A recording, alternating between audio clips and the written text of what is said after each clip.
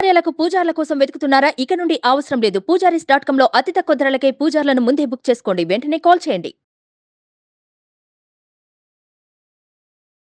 నమస్తే. ప్రస్తుతం మనతో ఉన్నారు ప్రముఖ ఆధ్యాత్మికవేత్త, ప్రముఖ జ్యోతిష వాస్తు పండితులు సురేష్ శర్మ గారు ఉన్నారు. వారితో మాట్లాడదాం. నమస్కారం గురుగారు. గురుగారు, ఇప్పుడు మనకి 2024వ సంవత్సరంలో అసలు వృషభ రాశి వారికి ఏ విధంగా ఉండొచ్చండి? వృషభ రాశి వారికి ప్రారంభ సమయంలో వ్యయ స్థానం మీద శని దృష్టి కుజుడితో కలిసి ఉండడం ఉగాది రోజున,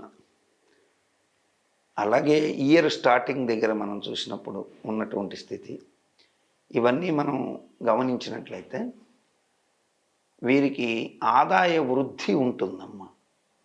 ఆదాయ వృద్ధి అయితే ఉంటుంది. బుధుడు ధన పంచమాధిపతి అవ్వడం, లగ్నంలోకి గురువు అంటే వృషభ రాశిలోకి శత్రుగతులైన గురువు ప్రవేశిస్తే కేంద్ర గురువు యోగాన్ని ఇస్తాడు. అయితే పాలిటిక్స్ పరంగా తీసుకునే నిర్ణయాలు ఏవైతే ఉంటాయో అవి కొంచెం వికటించే అవకాశాలు ఉంటాయి. తీసుకునే నిర్ణయాలు వృషభ రాశిలోని పాలిటిక్స్ రాజకీయాల వాళ్ళు మాత్రం కొంచెం జాగ్రత్తగా ఆ స్టెప్ని 1కి 10 సార్లు రియలైజ్ చేసి తీసుకోవడం మంచిది. అంటే రాజకీయంగా భవిష్యత్తు కోరుకుంటున్నవారు కానీ, రాజకీయంగా ఆల్రెడీ మంచి లైఫ్లో ఉన్నవాళ్ళు కానీ నిర్ణయాలు కొంచెం 24 స్టార్టింగ్ దగ్గర నుంచే అప్ టు జూన్ వరకు కూడా చాలా జాగ్రత్తగా ఆలోచించి నిర్ణయాలు తీసుకోవడం మంచిది. సినీ కళాకారులకి శ్రమకు తగినటువంటి గుర్తింపు పక్కగా ఉంటుంది. మంచి లాభాలు పొందుతారు. అట్లాగే వాళ్ళ యొక్క ఆస్తుల విలువలు పెరగడం, వాహన సౌఖ్యాలు పెరగడం, ఇటువంటి శుభ పరిణామాలు ఎక్కువగా ఉంటాయి వృషభ రాశికి. అట్లాగే నూతన ఆవిష్కరణలు, న్యూ ఇన్నోవేషన్స్, కొత్త ఆలోచనలతో కొత్త ఆవిష్కరణలు అంటే నూతన ప్రాజెక్టులు, అట్లాగే రియల్ ఎస్టేట్కి సంబంధించినటువంటి వ్యాపారస్తులకి కూడా కొంతమేర ఈ యొక్క సినిమా వాళ్ళంతటి కాకపోయినా కొంతమేర రియల్ ఎస్టేట్ వాళ్ళు కూడా లబ్ధి పొందే అవకాశాలు ఉంటాయి. అండ్ ఇంకోటి ఏంటంటే ఫార్మసీ రంగంలో ఉన్నటువంటి వాళ్ళు, ఆయుర్వేదం ఉత్పత్తులైతేమి, ఇంగ్లీష్ ఉత్పత్తులైతేమి, డాక్టర్స్ కూడా మంచి పేరు ప్రతిష్టలు పొందే అవకాశాలు ప్రస్ఫుటంగా ఉంటాయి. అయితే కళత్ర మూలక పీడలు మాత్రం బాగా ఎక్కువగా ఉంటాయి. ఇది బాగా గుర్తుపెట్టుకోవాలి. ఎప్పుడైతే మనం సంపాదన మీద పూర్తిగా లైమ్ అయిపోయి మనం ఆ లైఫ్లో పడిపోతున్నామో ఫ్యామిలీకి ఆటోమేటిక్గా కొంత టైం ఇవ్వలేని పరిస్థితులు ఈ కామన్గా వచ్చాయి. అయితే ఇది తీసుకోవాల్సినటువంటి ఆ ఆపోజిట్లు ఎవరైతే ఉంటారో, ఇప్పుడు ఒక మంచి క్రీడాకారుడు ఉదయం లేస్తే క్రీడలకు వెళ్ళిపోతున్నాడు, కెరీర్ మీద దృష్టి పెడుతున్నాడు, భార్యకి ఏమిటి కనీస నీడ్స్ ఏంటి కూడా ఆలోచించుకొని వెళ్ళిపోతున్నాడు. ఇంట్లో ఏదో బంగ్లా ఇచ్చేసాను, కారు ఇచ్చేసానని కాకుండా అంత కొంచెం మాట్లాడాలని కోరుకుంటుంది.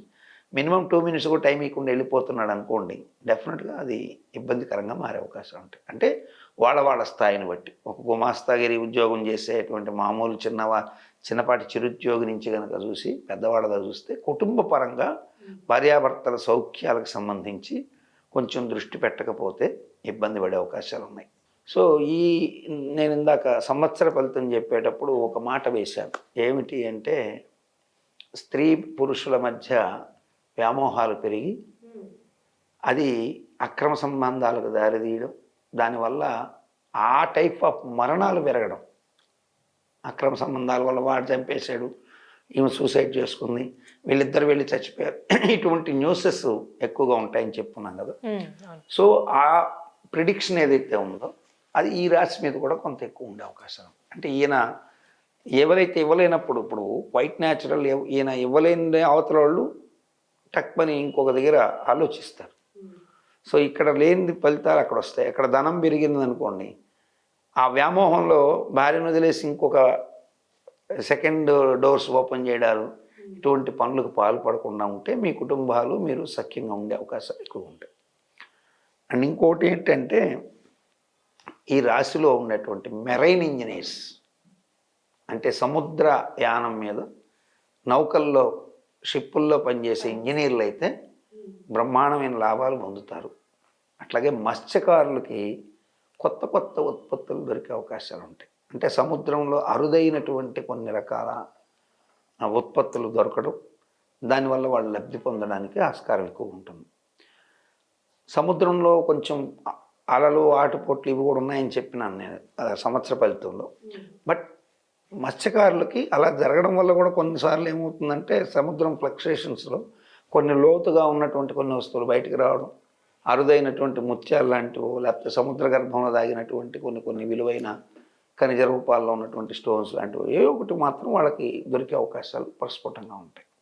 సో కాబట్టి మనం గమనించాల్సింది ఏంటంటే గంగపుత్రులు, బెస్త ఈ కులాల్లో ఉన్నటువంటి వాళ్ళకి కొంత ఫైనాన్షియల్ బూస్టప్ అనేది పెరగడం తథ్యం. మత్స్యకారులు, బెస్త కుటుంబాల్లో ఉన్నటువంటి వాళ్ళకి మంచి బూస్టప్ ఉంటుంది.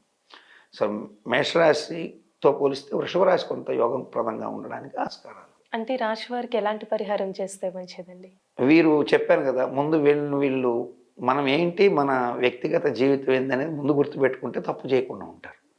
సో అటువంటి ప్రభావాలు ఎక్కువగా కుజుడు వల్ల, శుక్రుడి వల్ల కలుగుతుంటాయి. కాబట్టి కుజ శుక్రగ్రహాలకు సంబంధించి సుబ్రహ్మణ్యేశ్వర స్వామి పూజ, అట్లాగే శుక్రగ్రహానికి సంబంధించేసి లక్ష్మీ పూజ చేసుకోవడం, సాధ్యమైనంత వరకు ఫ్యామిలీకి దగ్గరగా ఉండడం అనేది తప్పనిసరి. ఇలా చేసుకుంటే మంచి ఫలితాలు ఉంటాయి. సుబ్రహ్మణ్యేశ్వర స్వామికి సంబంధించి పూజ చేసుకోవడం ద్వారా మంచి ఫలితాన్ని పొందడానికి ఆస్కారం ప్రస్ఫుటంగా ఉంటుంది. చాలా చక్కగా తెలియజేస్తారు గురుగారు. ధన్యవాదాలు.